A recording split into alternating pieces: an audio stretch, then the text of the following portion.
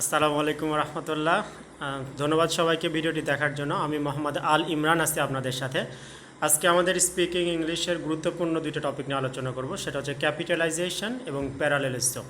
So আপনারা যদি ভিডিওর প্রথম থেকে শেষ পর্যন্ত দেখেন, তবে আশা করি যে আপনাদের কোথায় কোথায় আমাদের ক্যাপিটাল ব্যবহার করতে হয় এবং কোথায় কোথায় প্যারালেলিজম সেন্টেন্সের মধ্যে ব্যবহার করতে হয় সেটা আমরা ক্লিয়ার ধারণা পাবো। সো আমরা প্রথমে যাচ্ছি ক্যাপিটালাইজেশনের ক্ষেত্রে। আমরা জানি ক্যাপিটালাইজেশনের ক্ষেত্রে আমাদের প্রথম নেম, যে কোনো নামের ক্ষেত্রে কিন্তু আমরা ক্যাপিটালাইজেশন ব্যবহার করি। Place, language, first word and I আপনি যেখানেই ব্যবহার করেন সেন্টেন্সের মধ্যে, সেখানে কিন্তু সেটা ক্যাপিটাল লেটার হবে, মানে বড় হাতের হবে। দেন ফার্স্ট ওয়ার্ড, একটা সেন্টেন্সের প্রথম যে ওয়ার্ড থাকে সেটা কিন্তু বড় হাতের হয় সবসময়। এরপরে ল্যাঙ্গুয়েজ, যেমন বাংলা, ইংলিশ, হিন্দি, যে কোনো ল্যাঙ্গুয়েজের ক্ষেত্রে কিন্তু আমরা সেটা ক্যাপিটাল অক্ষর দিয়ে কিন্তু শুরু করি। এরপরে প্লেস, যেমন ঢাকা, চিটাগং, রাজশাহী, আপনি যে কোনো প্লেসের কথা বলেন না কেন, এটা কিন্তু আমাদের ক্যাপিটাল লেটার দিয়ে শুরু হয়। এরপরে নেম, যে কোনো নাম কিন্তু আমাদের ক্যাপিটাল লেটার হয়, যেমন ইমরান, রমজান, মাহবুদ, এমনি আমাদের যে সমস্ত নামগুলো আছে এই সমস্তগুলো কিন্তু আমাদের নামগুলো ক্যাপিটালে হয়ে থাকে।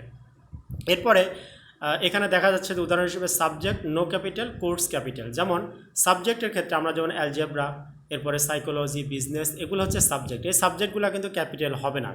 কিন্তু আপনি যদি কোর্সের কথা বলেন, যেমন অ্যালজেব্রা 101, যখন কোর্সের কথা আসবে তখন কিন্তু আমাদের এটা ক্যাপিটাল লেটারে লিখতে হবে। এরপরে সাইকোলজি 202, আমরা ইউনিভার্সিটিতে কোর্সের একটা কোড থাকে, যখন কোর্স থাকবে কোড দিয়ে তখন কিন্তু আমরা সেটা ক্যাপিটালে লিখতে হবে। তারপরে গ্লোবাল বিজনেস, এটাও কিন্তু আমাদের ক্যাপিটালে হবে। So he is studying algebra, এখানে কিন্তু জাস্ট সাবজেক্টের নাম হওয়ার কারণে এখানে আমরা অ্যালজেব্রাটা, এটা কিন্তু ছোট হাতের হয়েছে। কিন্তু আমরা যদি এটা বলি যে the course is psychology 202, so psychology বানানোর ক্ষেত্রে কিন্তু আমাদের এটা ক্যাপিটাল লেটার দিয়ে কিন্তু শুরু হবে। এরপরে আমরা দেখব প্লেসের ক্ষেত্রে এবং নেম অফ প্লেস।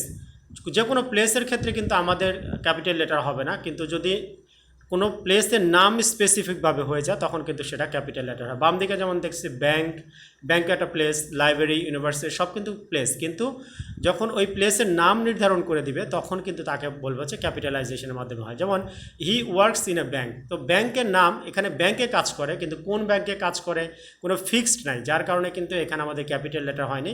কিন্তু আমি যদি বলি he works in a BRAC bank, so BRAC bank একটা নাম, সো এটাতে হবে কিন্তু ক্যাপিটাল ব্র্যাক ব্যাংক। এরপর আমরা বলতে পারি he is the students of university of Dhaka, so university of Dhaka এটা কিন্তু একটা ইউনিভার্সিটির নাম, স্পেসিফিক হওয়ার কারণে কিন্তু ইউনিভার্সিটি অফ ঢাকা আমাদের ক্যাপিটাল লেটারে লিখতে হবে।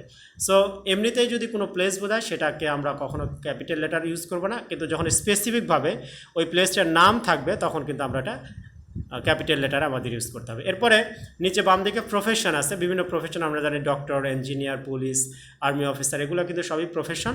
কিন্তু এই প্রফেশনের ক্ষেত্রে স্পেসিফিক কোনো মানুষকে বোঝানোর ক্ষেত্রে কিন্তু ক্যাপিটাল লেটার হয়। যেমন I want to meet doctor, এখানে ডক্টর কার সাথে, ডক্টর তো সবাই, এখন স্পেসিফিকভাবে যদি কোনো ডাক্তারের নাম আসতো তখন কিন্তু এখানে ক্যাপিটাল লেটার আসতো। যেমন আমি বলতে পারি যে I want to meet doctor Imran, so doctor Imran যদি হয়, সো এখানে কিন্তু আমাদের ডক্টরের ক্ষেত্রে কিন্তু ক্যাপিটাল লেটার হবে, অথবা ইমরানের ক্ষেত্রে কিন্তু ক্যাপিটাল লেটারটা হবে। এরপরে হি is a professor, he is a professor ক্ষেত্রে এখানে স্পেসিফিক কোনো প্রফেসরের নাম নাই, সেজন্য কিন্তু এটা স্মল লেটার হয়েছে। কিন্তু যদি আমরা ক্যাপিটাল লেটারে প্রফেশনালি কাউকে যদি আমরা বলতে চাই, বলতে হি ইজ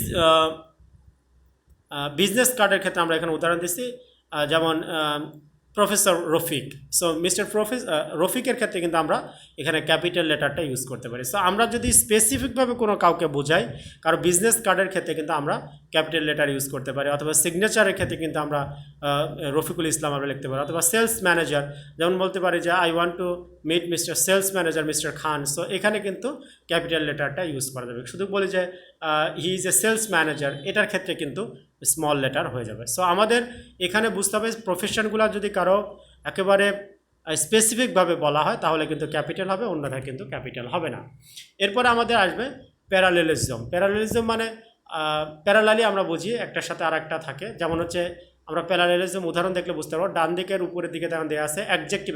যখন আমরা একটা সেন্টেন্সের ভেতরে দুইটা অ্যাডজেক্টিভ ব্যবহার করতে পারি, তিনটা অ্যাডজেক্টিভ ব্যবহার করতে পারি, অথবা যখন ভার্ব ব্যবহার করবো তখন কয়েকটা ভার্ব ব্যবহার করবো, অথবা অ্যাডভার্ব যখন ব্যবহার করবো শব্দগুলোতে অ্যাডভার্ব দুইয়ের অধিক আমরা ব্যবহার করার চেষ্টা করবো। যেমন Sharmin sings and dances, so Sharmin sings and ডান্সের ক্ষেত্রে দেখেন এখানে ভার্ব দুইটা ব্যবহার করা হয়েছে, একটা হচ্ছে সিংস আর একটা হচ্ছে ডান্সেস। সো এটা হচ্ছে প্যারালেলিজম। এরপরে we enjoy reading and cooking. So রিডিংটাও ভার্ব, কুকিংটাও ভার্ব। সো এটার ক্ষেত্রে কিন্তু আমরা দুইটা ভার্ব ব্যবহার করছি। এরপরে I like to watch movies and to travel abroad. দেখেন to watch movie, to travel abroad. So দুইটাই কিন্তু একই ধরনের বিষয়গুলো আমরা ব্যবহার করছি। এরপরে the reasons for my view are political, cultural and social.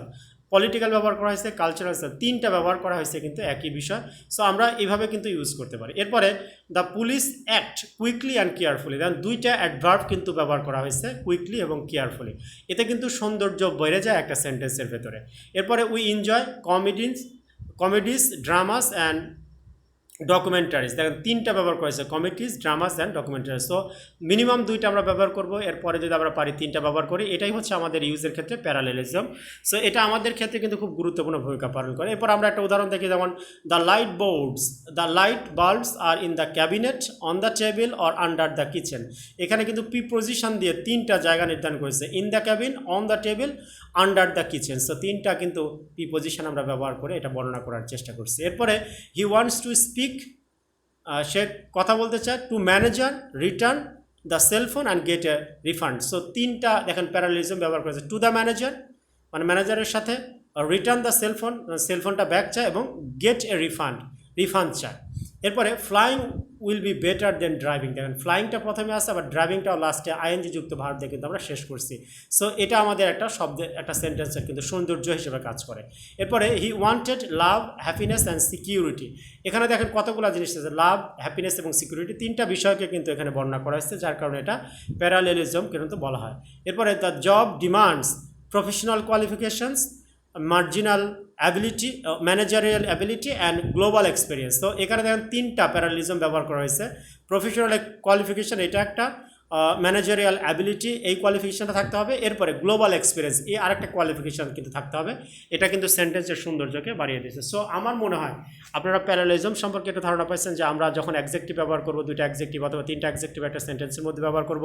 Verb যদি ব্যবহার করি, ট্রাই করবো আমরা দুই তিনটা ভার্ব ইউজ করার। এরপরে যদি অ্যাডভার্বও ব্যবহার করি, তাহলে আমরা দুইয়ের অধিক কিন্তু অ্যাডভার্ব ব্যবহার করার চেষ্টা করবো। এটাই বলা হচ্ছে প্যারালেলিজম, এবং আমরা ক্যাপিটালিজমও শিখলাম। সো আমাদের আশা করি যে আপনারা যারা এটা শিখতে পারছেন, আপনারা রিয়েলি আপনাদের প্র্যাকটিক্যাল লাইফে ইউজ করবেন, তাহলে আপনাদের সেন্টেন্সটা অনেক সুন্দর হবে এবং আপনাদের কথার অ্যাডভান্স লেভেলে কিন্তু হয়ে যাবে। তো ধন্যবাদ সবাইকে। আমি আশা করছি আপনাদের ভিডিওটি ভালো লেগেছে, এবং ভালো লাগলে অবশ্যই আমার এই চ্যানেলটি আপনারা সাবস্ক্রাইব করবেন, যে স্পোকেন ইংলিশ উইথ ইমরান, এবং লেটেস্ট ভিডিও পাওয়ার জন্য অবশ্যই বেল আইকনটা সিলেক্ট করে রাখবেন। এরপরে যদি কেউ চাকরির পাশাপাশি ফুল টাইম বিজনেস করতে চান, definitely forever business with Imran এই চ্যানেল দেখলে বিজনেস সম্পর্কে ধারণা পাবেন।